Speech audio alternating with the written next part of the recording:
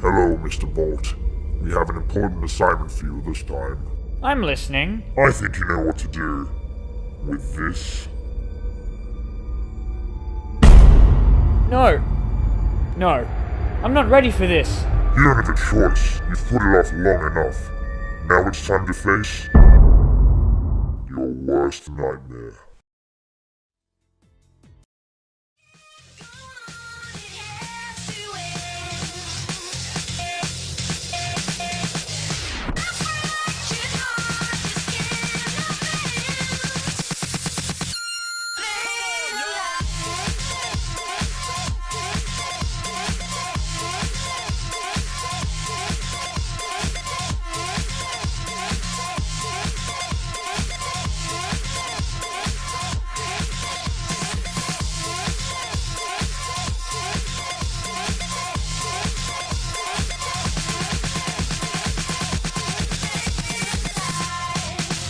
Transformers Energon.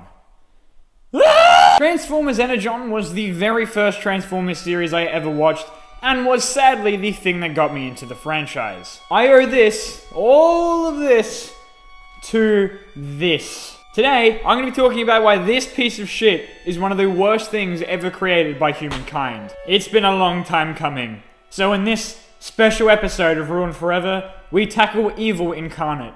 Transformers Energon. I don't even know where to begin with Energon. It's so bad that every aspect of it deserves its own segment. Babe, where do you think I should start? I'm not talking to you. Oh, come on. Are you still pissed about my Bayformers video? You were mean. The world is a cruel place, Bay. The show is an absolute mess. It is so horrendously rushed, and it just feels incomplete and broken. What with characters appearing out of nowhere, random pauses in between the awful dialogue, and the horrible editing. Honestly, the show is embarrassing. People actually looked at this and said, yeah, this is fine. Yeah, this is great, guys. The show is so much worse than I thought. When I went to rewatch the series for the sake of research of this video, which nearly killed me by the way, here's a picture of me in hospital dying of cancer because of this show, I found Energon wasn't just bad. It wasn't just terrible, it is a crime to humanity, and no, I'm not exaggerating. So grab some popcorn and strap yourselves in, because this is going to be a long one, as we delve into why I think Transformers Energon is one of the worst things in existence.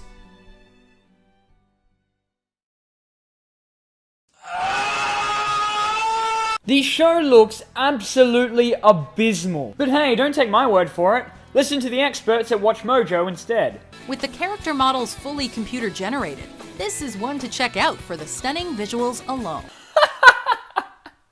It never gets old. Granted, Transformers Armada didn't exactly have the most beautiful art style, with its 2D animation constantly riddled with animation errors and lazy designs. Even it is more visually pleasing than Energon. I mean, the shit I did in the toilet yesterday was more visually pleasing than Energon, but still. This is because Energon attempted to try something different, combining the traditional 2D anime animation with absolutely horrible 3D animation. And this isn't a case of the animation looking bad by today's standards. No, it was horrible for the time as well. Hell, even Beast Wars looked better than this shit, and that came out 8 years prior, and that show was entirely 3D animated. So why does Energon look so bad? The 3D animation makes the characters look bland, and it horrifically restricts their movement. Look at this run cycle, it's hilarious. It made all of the bots' movements stiff and jerky, and considering that the entire show looked like this, it made it even more unbearable to watch. The thing that bothers me the most is that the 2D animation isn't actually that bad. The humans, barring Kicker of course, because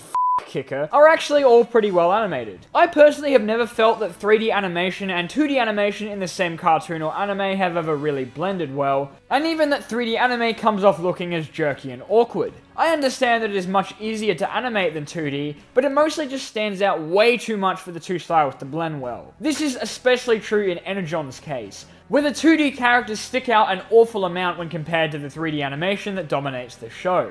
It's only really recently that 3D anime has begun to actually look decent, and unfortunately that was way after Energon's time. Energon's characters move so awkwardly that it hurts. It's so horrendously lazy, and you can tell just by looking at it that just about no effort went into the entirety of the show at all. I mean, for God's sake, the same friggin' explosion effect is copy and pasted every time someone gets shot. No, I'm not kidding. Every single time! The animation made it look as if none of the characters had weight. And that wasn't just when they were in space. Every single bot just floated as if they weren't a giant robot, and it just looked so unnatural. I could make something better in Microsoft Paint while I'm drunk. The 3D animation was incredibly limited, preventing any of the bots actually showing any emotion whatsoever aside from a blank and empty stare. The solution to this was for the animators to randomly switch to hand-drawn animation in order to show the characters expressing some kind of emotion, and it looks pretty good. It's actually genuinely well animated.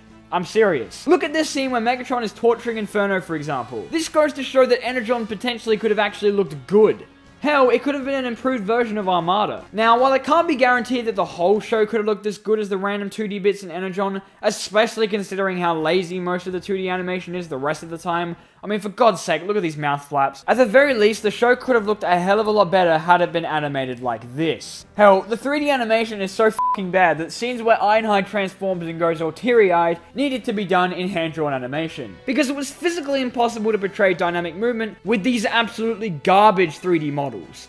If there's anything I can commend Energon on, it's the fact that the 20 seconds of total 2D animation in the entire show is actually pretty good. It goes to show that even the animators of the show knew how terrible the 3D animation looked, but I guess it must have been halfway through development when they realized it was too late to change it. Whatever the case, I think we can all agree that the decision to animate the show entirely in 3D was a terrible one. Basically, had the animators not had only a pack of gum and cocaine as their budget, and decided that 2D animation would have been the best way to go, Energon may have actually looked good. But no, instead we get cars awkwardly sliding through space and around roads. Cartoon Network presents a 6-hour marathon of Transformers Energon. May God help you. Energon's flimsy concept of what a plot is nothing but an absolute joke. For some reason, like Armada before it, Energon was required to fill 52 episodes. 52 episodes of this garbage! This isn't Beast Machines with only 26 episodes. No. Energon got 52 f***ing episodes. Over 18 hours of this bullshit! 18! While the show initially had some semblance of a story to follow, following Megatron being revived in his quest to resurrect Unicron, this goal was achieved by episode 20. Unicron was restored, and the Autobots had something to fight for a bit. Sadly though, even Energon's writers couldn't find a way to pad this bullshit out for another 32 episodes, and so after a while, the Autobots managed to destroy Unicron once more. So what happens from there? Well, the show completely repeats itself. Yes, really. Unicron's resurrected again, the Autobots step in again, and then the Planet Eater is destroyed. For the 3rd time! And even that wasn't enough to unnecessarily stretch the plot out. So after that, the writers just make up some random bullshit to pad the rest of the show out. They were so desperate to stretch out the plot that there's an episode where they just race. It's not important to the rest of the story, it just happens. They just race.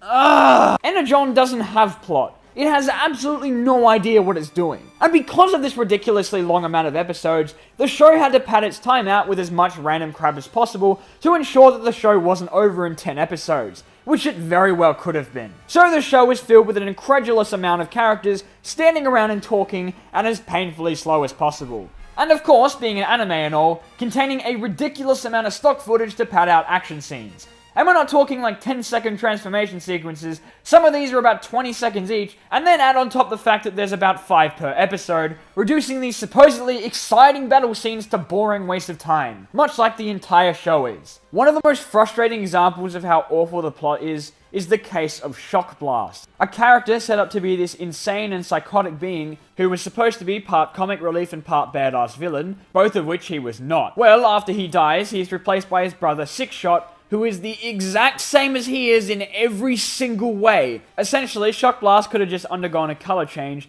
because nothing at all changed when Six-Shot showed up. I think it was something that Mobile Suit Gundam 00 pulled off as well. Kill off character only to replace him with essentially identical brother.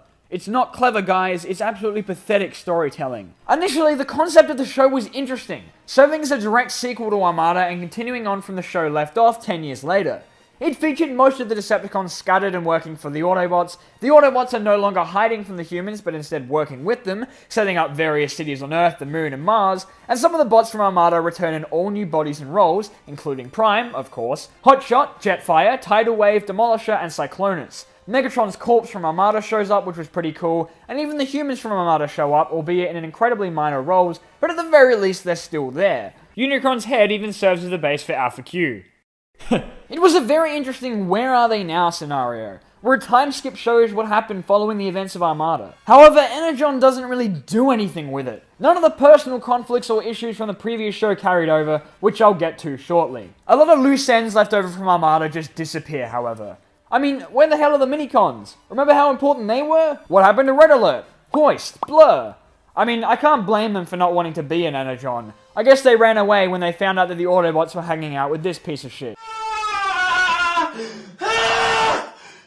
Character development? What the hell's that? I'm just some guy that lives on the side of the street that they hired to write for the show. I don't know what I'm doing. The plot and translation issues of Energon are so bad that it made it physically impossible for any of the incredibly bland and one-dimensional characters to have any form of growth whatsoever. In fact, it seemed like the writers put more effort trying to avoid developing the characters in Energon than they did actually developing them. Because apparently characters learning lessons and growing as people is too difficult for the writers, who very clearly just wanted a paycheck and then to get the hell out of there. Granted, character development is not an easy thing to do, but even the most basic of character growth is neglected in Energon. Even freaking Armada did it, in some situations better than others, sure, but Energon seems completely incapable. They introduce personal conflicts for the characters to have, and despite how poorly written and executed they are due to the god-awful voice acting, at the very least, it shouldn't be hard for these issues to be resolved. But they never are. TF Wikinet lists some good examples of this. One example is Demolisher, who, after the disbanding of the Decepticons at the end of Armada, joined the Autobot side, despite still holding a grudge against the Autobots. When Megatron comes back, he questions what side to join. Ooh, look, a personal conflict. So what does Energon do with that? Have him die, and then be brought back to life as the worst comic relief ever with amnesia, so said personal conflicts are now completely gone. What about Inferno, who struggles against the Decepticon programming given to him by Megatron? Somehow. Well, that conflict is resolved when he kills himself, and because no one in Energon can actually die properly, he was brought back as Roadblock, and then did nothing for the rest of the series, aside from serve as something to put in the background. It is worth mentioning that Inferno actually had some form of personality initially. Well, not anymore! Wingsaber holding a grudge against Shock Blast for killing his friend? Well, the writers essentially forgot about it once Shock Blast escapes captivity. What, did Wingsaber just stop caring? Oh, and in the first 2 episodes when the writers weren't on crack, Kicker had a hatred of Transformers after being scarred for life as a kid. Okay, fair enough. Well, guess what else the writers forgot about? The show devolves characters. No one grows or develops. They get worse. As time went on, it felt that the writers just stopped giving a shit altogether. Even Ironhide's stupid fan club that shows up for absolutely no reason dies within an episode, and their death had no bearing on Ironhide whatsoever. It just happens. The worst offense is the inclusion of Starscream. There was a Starscream in the toy line, and so Energon was obligated to include him in the show. Thing is, Starscream had died in Armada after a tragic turnaround and redemption arc. So what did Energon do? Bring him back as a ghost with amnesia that did essentially nothing in the show. Megatron didn't seem to remember what had happened to him, and neither did Starscream. Essentially, no one acknowledged Starscream's revival at all, aside from calling him by his name. So the tragic ending of the relationship of Alexis and Starscream went to complete waste, as Alexis was barely even in Energon, and the two of them never even met. That could have made an amazing episode or arc where the two reunite, with Alexis desperately trying to restore Starscream to his former self. But no, instead, Starscream was a prop for the show, and that was it. It was absolutely disappointing, and crapped all over the work of Armada's development of the character. The only semblance of character development in this entire godforsaken show is Ironhide and Scorponok's long-running feud, which is actually resolved in the show, in Superlink. Conveniently, this issue was solved in an episode that Energon omitted because they obviously found it too difficult to actually write plot. Now, while it's pretty blatantly obvious that a lot of Transformers shows merely exist to sell the toys that Hasbro produces, a lot of Transformers cartoons have done this quite well. Prime, for example, or even Beast Machines. Two shows that don't blatantly shove the subliminal message of buy the toys in your face every 5 seconds like a show such as Cybertron does. Energon is a massive offender of this in the sense of not being very discreet. In fact, the show just feels like an extended advertisement due to the aforementioned constant reformatting of characters and the needless amount of stock footage. Energon shoves toy gimmicks and transformations constantly into episodes as blatantly as possible, and it's so lazy that it just feels like it's insulting you as a viewer. Energon is one of the few Transformers shows that doesn't take place on Earth most of the time, which is mainly because the animators couldn't be asked putting in proper backgrounds. So, because it was just the easiest thing to animate on, the show takes place mostly in space. And as most of the bots can fly in robot mode, none of the Transformers really have a reason to do their main gimmick, transform. But toys still need to be sold. How else will the viewer know that these Transformers actually transform? So the characters just randomly transform for absolutely no reason, and are sure to announce it whenever they do, just in case you weren't paying attention. And so episodes of Energon see cars and trucks just driving on space. What? Why? That doesn't even... And then in situations where transforming actually makes sense, they don't! Transform, you stupid... Oh, but it gets worse. Remember how I mentioned that toys could power link, as in two bots could combine together? Well, the show didn't forget, and ensured and needlessly combined two Autobots together for literally no good reason. The whole concept of power linking is that the two bots combined should become stronger together. Give them improved firepower and abilities. But no, of course not. In Energon, the only thing power linking does is actually create less soldiers to fight the enemy. They don't gain any special abilities or do anything special. Power linking just happens. Ugh! The cast also sees random paint job changes in accordance with Hasbro's rules and regulations of selling toys, but unlike Armada's explanation for it, it made no sense whatsoever. It was just thrown in there for the sake of it being there. I mean, sure, Armada's didn't make that much sense, but at least they tried to come up with an explanation. Megatron becomes Galvatron because of course he does, but it's incredibly poorly done, as opposed to Armada and Cybertron's versions of it. He just dips in a pool of Super Energon, Super Energon, and change color. Boom, now he's Galvatron. The Maximus Combiner teams introduced late into the show are also rarely ever seen apart, leaving barely any indication that the Combiners are comprised of separate beings at all. I think Bruticus Maximus is only shown separately like once, and that's it, excluding the literal 2 seconds they're visible in stock footage combination sequences. The rest of the time, these Combiners are just bigger bots who can shoot more. Now that was a botched attempt at marketing. The DVD I owned of Energon contained the first 4 episodes of the series.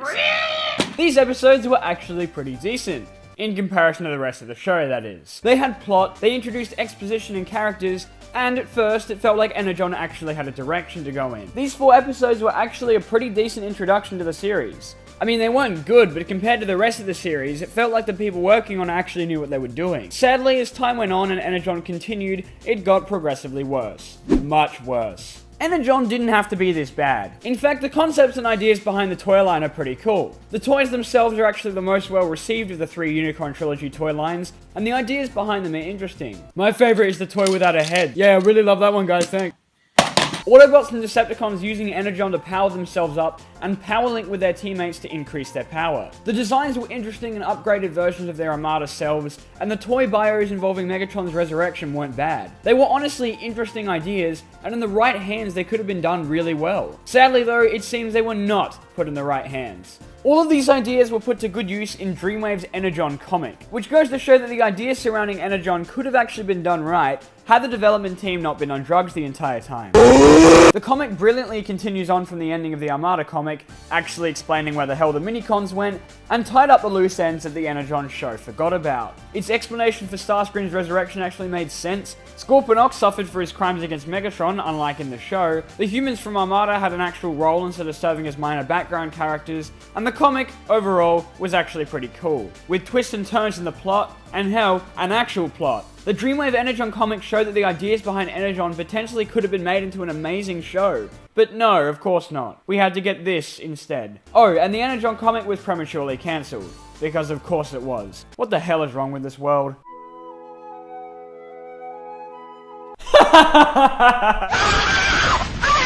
Energon doesn't have characters. It has toys that move around and shoot things. Essentially, none of the characters that return from Armada are the same. Optimus is a shittier version of himself from Armada without the personal conflicts or morals. I assume he traded in his character traits for the ability to somehow shoot lasers from all over his body. How does that even work? He's also got these 4 Prime Force drones that replace his old awesome super mode from Armada, but he uses them more often than not. This becomes a problem because the Prime Force are apparently made out of tissue paper, considering how quickly they get destroyed. That isn't a problem later on, however, as Optimus just ends up using Wing Saber as a power boost in armor, which sums up Wing Saber as a character pretty well. Hotshot may have been annoying in Armada, but at least he actually had a personality. In Energon, he's supposed to have aged, So he's become this serious and absolutely bland piece of garbage who does and says nothing in the entirety of the show. And the three humans, Rad, Alexis, and Carlos, have barely any screen time whatsoever. Rad is pretty much the same but older, Alexis doesn't do anything of importance, and I don't think I want to know what kind of drugs Carlos is on. Holy free holies! As previously mentioned, Demolisher found himself some personal conflict, which actually made him slightly interesting in the first few episodes or so, but from there his character just devolves until he dies and is brought back as a pathetic excuse for an advertisement. The same can be said for Cyclonus, who would later become Snowcat, and the two of them together are more deadly a force than Unicron himself. Because they're so annoying, they'll make you want to shoot yourself in the head. There's this creep with like 4 heads and he's behind all this! They are supposed to serve as the comic relief characters, but are, and I'm not exaggerating when I say this, the single most irritating characters I've ever seen in anything in my entire life. They're not funny, they're not likable, and they don't bring balance to the serious side of the show. Energon is so confused that while it attempts to have this balance, it fails miserably. Tidal Wave also gets the devolution treatment and is turned into Mirage, who in Super Link is super gay for Megatron. Energon has no idea how to translate this for American audiences, so he just comes off as super weird and just as annoying. As for the rest of the Decepticons, they all suck. Scorponok makes no sense half the time, and after Megatron comes back he becomes a little bitch who accomplishes nothing. All of the characters are more or less the same. Boring, bland, underdeveloped, and nonsensical. Energon also saw the introduction of the sometimes good guy, sometimes bad guy Alpha Quintesson, who initially opposes the Autobots and later becomes their ally.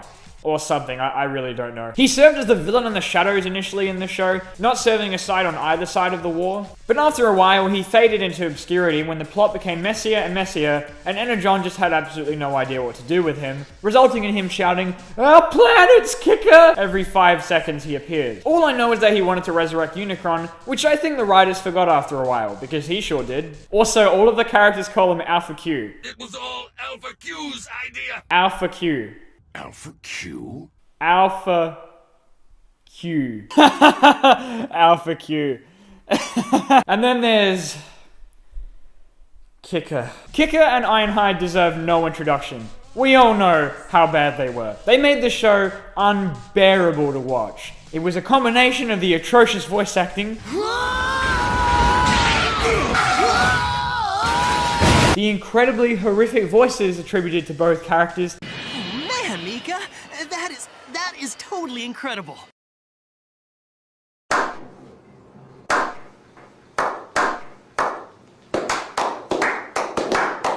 and the fact that they spend about 50% of the show on screen being the main kid appeal characters, and you have a genuine reason to never want to watch this show.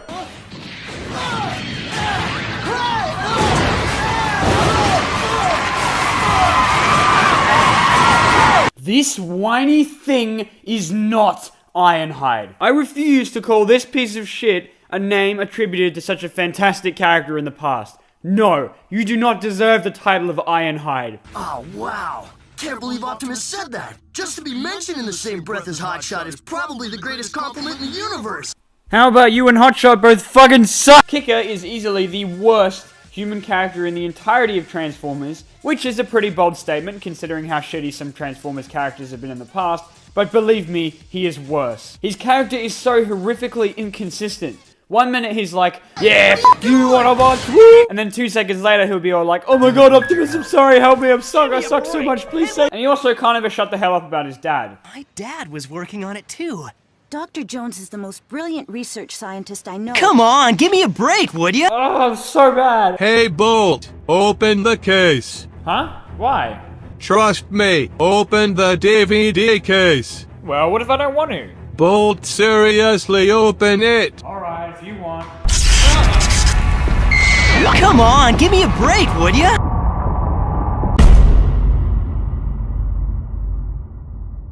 It's time for some revenge.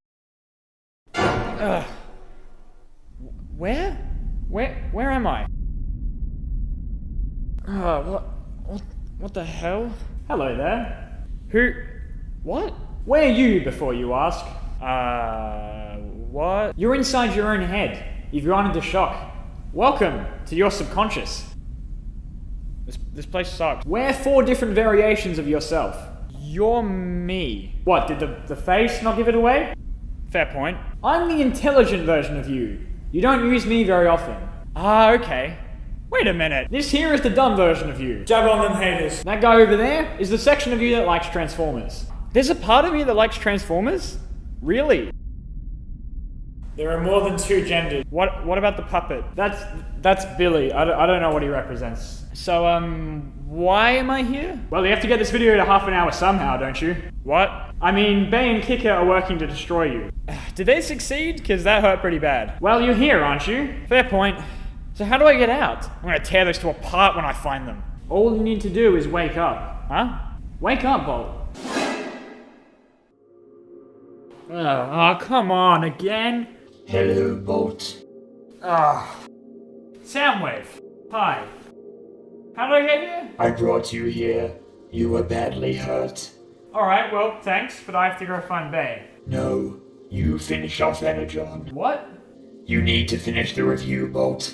It's the only way. Well, I can't just sit around and do nothing. They're probably making shitty vlogs with my camera. I will find Kicker and Bay. You worry about the video. This doesn't change anything. I didn't think it would, but this is bigger than us now. We have to stop those two before they unleash something even worse. Now go finish the review.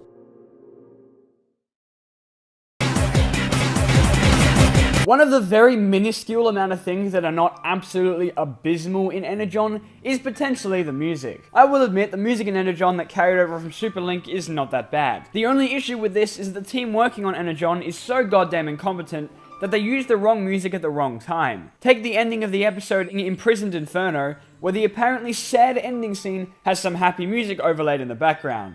Wow.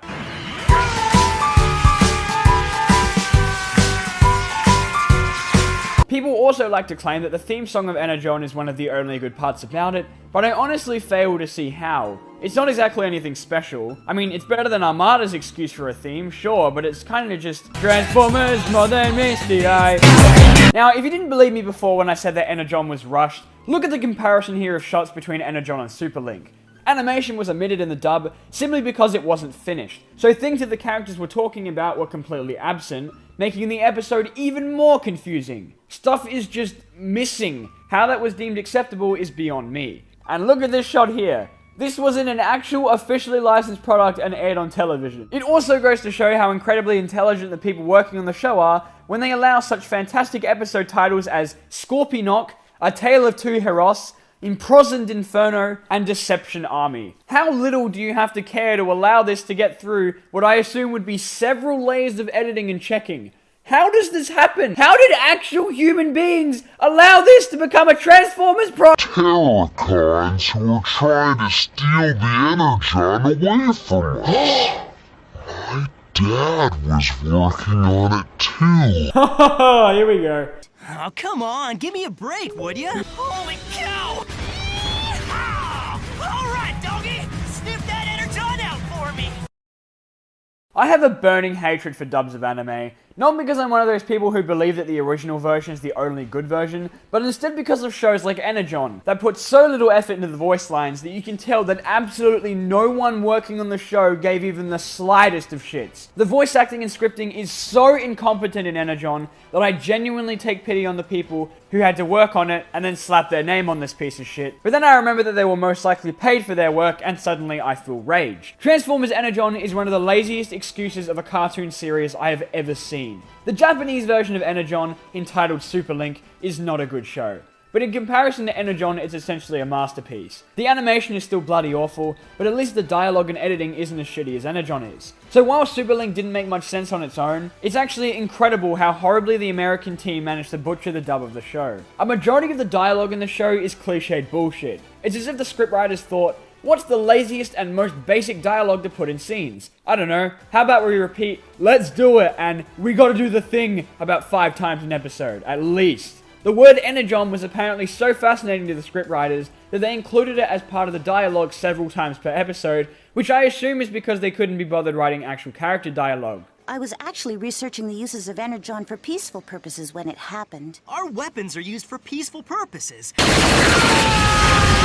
The script is so basic and cliched, and includes the bare minimum of dialogue for characters to shout out the plot and goal as often as possible, and spout random lines of encouragement and anime garbage to make up about 60% of the episode's running time.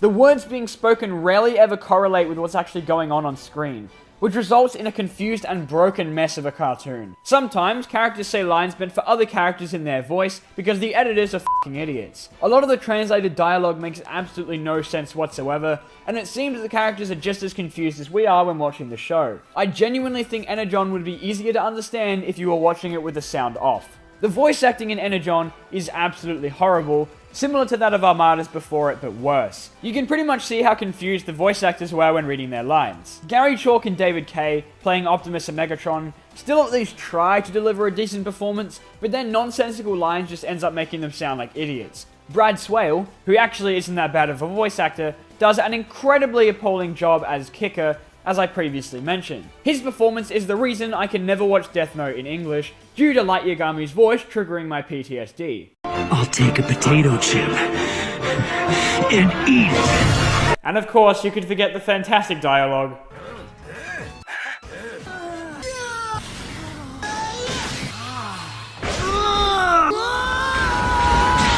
While Super Link isn't exactly perfect, with the show being arguably one of the worst Japanese Transformers shows, it at least makes sense in Japan. The cartoon doesn't take itself too seriously like most Japanese Transformers cartoons, and has enough anime ridiculousness and charm to work.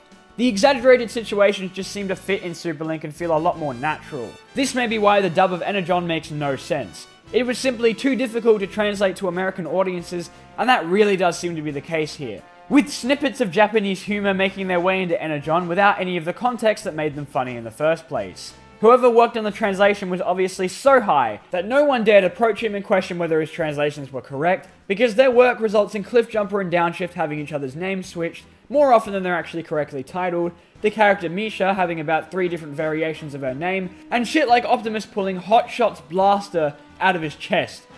Wait, what? It was the same situation with Megatron's sword that the show obsessed over in the first 10 or so episodes. When was this Megatron's sword exactly? Both examples of the dub team's incompetency, causing them to make up a nonsensical explanation for these weapons that we've never seen before. A lot of Super Link's decent ideas and lessons are absolutely butchered in Energon. A lot of important information was lost in the dub due to how horrible the translation is, and so details like Alpha Q's relationship with Scorponok and several cultural jokes were lost. An example of this is the episode Distribution, in which the Autobots and Cons have a random Dragon Ball Z style tournament for reasons that escape me, at least in Energon.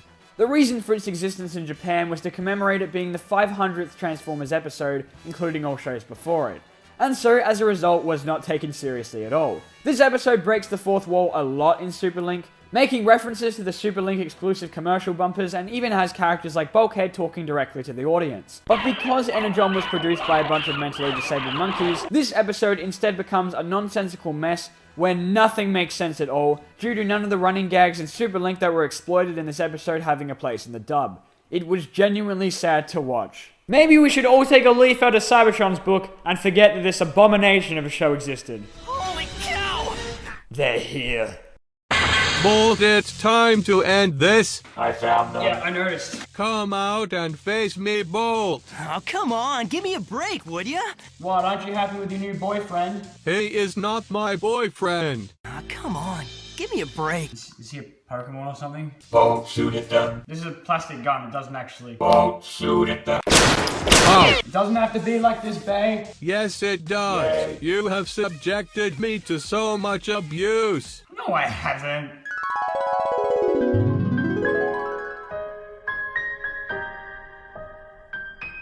Ah, yeah, right. Now Kicker and I will destroy you. Not gonna happen. Ready, Soundwave? I guess. Let's go!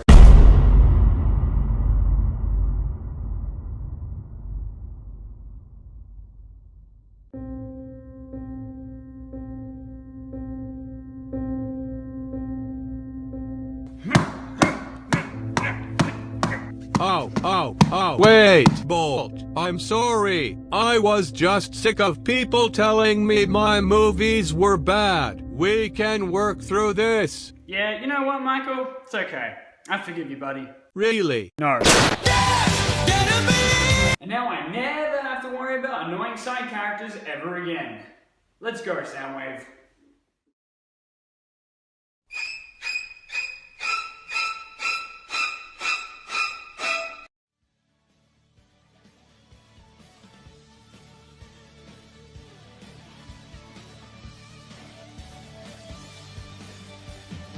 After all is said and done, you've never walked, you've never run. You're a winner. You got the moves. You know the streets. Break the rules. Take the heat. You're nobody's fool.